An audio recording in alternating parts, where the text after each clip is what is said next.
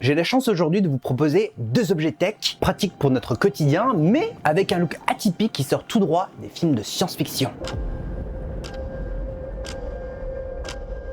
La marque Gravastar m'a contacté afin que je leur fournisse une analyse pour deux produits, la Supernova, qui est l'une des enceintes Bluetooth les plus étranges sur le marché, et l'Alpha 65, qui est un chargeur rapide de type GAN, qui va je pense séduire les fans de Gundam, Evangelion, et aussi les fans de customisation. Pour ce compte rendu, j'ai splitté la vidéo en deux grandes parties, et je vous propose d'attaquer cette vidéo avec mon retour d'expérience sur le chargeur rapide GAN, à savoir l'Alpha 65. La première chose qui frappe sur ce chargeur au déballage, c'est son look. Panel line et peinture faite à la main s'il vous plaît. On a aussi droit à de beaux effets de scratch métallique sur les patounes et le visage du mecha, et un beau vernis mat qui vient embellir tout le travail de peinture. En main, l'objet fait pas du tout cheap, il pèse mine de rien 147 grammes, et ouais, l'objet fait vraiment petit objet de collection. D'ailleurs, c'est dispo en trois coloris, une version rouge et bleu pour le style un peu Optimus Prime de chez Transformers, la mienne c'est bien entendu en jaune pour Bumblebee, et il y a un blanc qui fait référence un peu à notre Gundam Unicorn. D'ailleurs, c'est souvent celui qui est utilisé comme base pour la customisation. Si on regarde le compte Instagram de la marque Gravastar, on peut retrouver quelques customs de l'Alpha 65 faits par des builders de Gunpla, dont un qui ressemble fortement au Gundam RX-78-2. Le petit truc assez sympa, les oreilles sont magnétiques et pourront être remplacées dans le futur d'après le site internet. Par contre, et là où je suis un petit peu moins fan, même si l'amplitude de mouvement est intéressante pour travailler la prestance du mecha, j'aurais voulu avoir un système pour rabattre les oreilles mais directement dans le corps du chargeur, afin d'avoir vraiment un objet compact et qui peut être trimballé sans avoir à démonter quoi que ce soit pour nos voyages.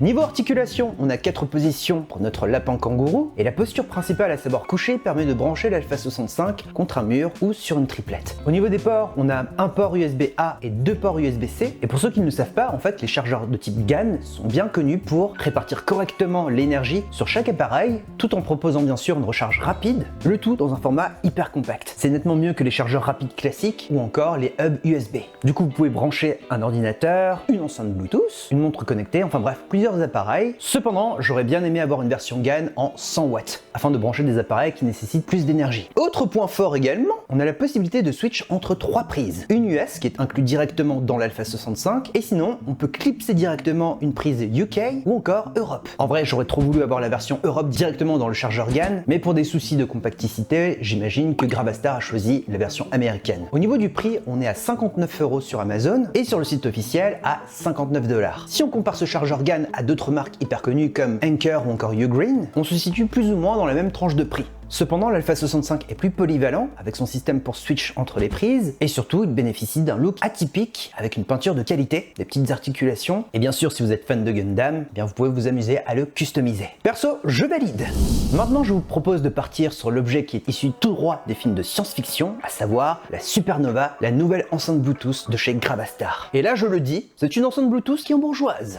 Le packaging est déjà hyper stylé, et à l'ouverture on y trouve un câble jack, un câble USB type C, des petites vis, une poignée, bien entendu l'enceinte. D'ailleurs, quand j'ai vu la capsule de verre avec sa tente fumée enfermée par les grandes barres en métal, j'ai direct dit « Oh là, ça a l'air hyper fragile ». Et vous savez quoi? Que nenni! C'est en fait une capsule faite en plexiglas bien épaisse qui tient super bien dans la base du Supernova. Et l'objet respire la bonne construction. Au niveau des matériaux, on part sur un mélange de métal fait en alliage de zinc pour l'ensemble de l'enceinte, excepté sa base qui est faite en plastique de bonne facture. Et là où j'ai été justement séduit, c'est justement le traitement de la capsule en plexi, qui en plus de l'effet fumé qui atténue légèrement cette transparence, on a un effet de distorsion quand on regarde à l'intérieur. En fait là on est vraiment dans un objet avec une DA qui est racée et qui a absolument rien à voir avec la concurrence. Vraiment, c'est à la fois minimal et élégant avec la transparence et son noir mat, mais c'est aussi excentrique. Et ce que j'ai aussi beaucoup aimé, c'est la possibilité de la transporter grâce à sa poignée. Cependant, cette poignée nécessite d'être vissée directement à l'enceinte Bluetooth. Alors je comprends l'intérêt de ne pas l'avoir intégrée directement sur l'enceinte Bluetooth, mais je vous avoue que pour un objet pratique, dont sa fonctionnalité est aussi d'être déplaçable via la poignée, je trouve ça moyen de devoir visser quelque chose sur l'objet. Pour moi, un objet tech du quotidien ne doit pas nécessiter de bricolage pour une interaction pratique. En fait, ils auraient dû soit proposer une poignée articulable qui peut se camoufler directement dans la Supernova, ou alors de proposer un objet qui se clipse, un peu comme les systèmes de quick release qu'on a pour nos appareils photo. D'ailleurs, sur le site, ils indiquent que la Supernova peut être transportée partout. Effectivement, on peut la trimballer là où on le souhaite.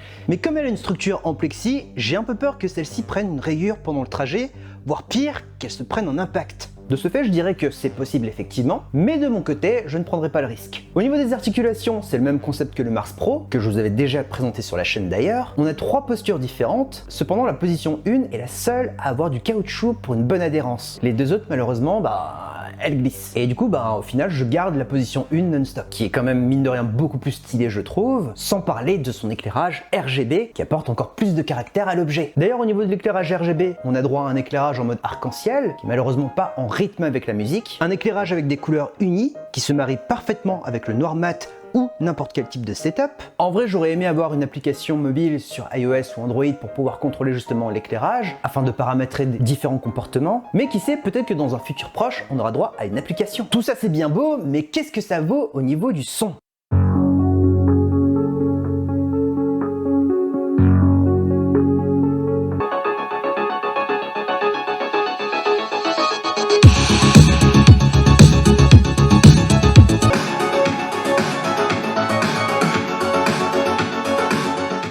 Eh bien en fait c'est une belle surprise. Le son est clair et précis avec de bonnes basses, ça reste plaisant à écouter et je n'ai même pas remarqué de saturation même avec le volume à fond. Je trouve que cette enceinte se défend plutôt bien sur le terrain, elle n'a rien à envier à la concurrence et peut dégommer une pièce de 20 mètres carrés. Cependant on reste quand même dans un son qualité Bluetooth, alors ça ne veut pas dire que c'est mauvais, le son reste quand même précis et de bonne facture. Je dirais juste au niveau des graves et des médiums, ça manque de temps en temps d'un peu de précision, mais c'est vraiment rien de méchant. Après il faut savoir que moi j'aime bien utiliser un casque filaire de monitoring plus un DAC. De ce fait, je suis un peu plus exigeant au niveau de la qualité de son, mais en réalité, cette enceinte Bluetooth fait largement le taf. Petit hack sympa, cependant, si vous êtes utilisateur de Spotify, je ne sais pas pour Deezer ou autre, mais vous pouvez quand même travailler le son via un equalizer. D'ailleurs, info cool que je n'ai malheureusement pas pu tester, si vous avez 2 Supernova, vous pouvez les utiliser en stéréo. Et d'ailleurs, autre petit conseil pour les gamers, si vous voulez l'utiliser pour du jeu vidéo, je vous conseille fortement d'utiliser le câble jack qui est fourni avec la Supernova. Parce que même si on est sur du Bluetooth 5.3, vous aurez malheureusement de la latence.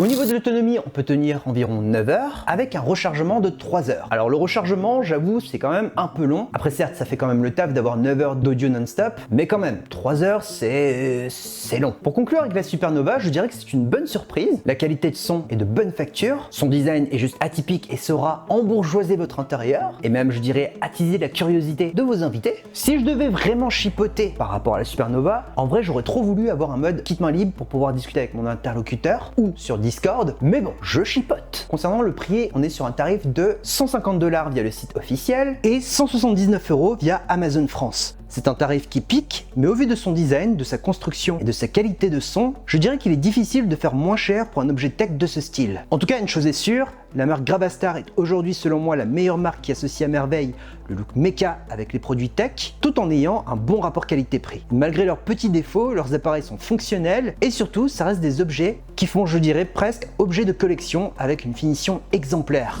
J'espère que cette vidéo vous aura plu. Pour soutenir mon travail, n'hésitez pas à me laisser un petit like, ça vous prend 1 seconde, c'est gratuit et ça référence ma vidéo sur YouTube. Si vous avez des questions, l'espace commentaire est à votre disposition. Et si vous voulez voir une autre enceinte Bluetooth tout aussi stylée, je vous ai fait le test de la Mars Pro de chez Gravastar qui est disponible en fin de vidéo. Sur ce, je vous dis à très bientôt, portez-vous bien, c'était le Capitaine Gros Chat, bisous!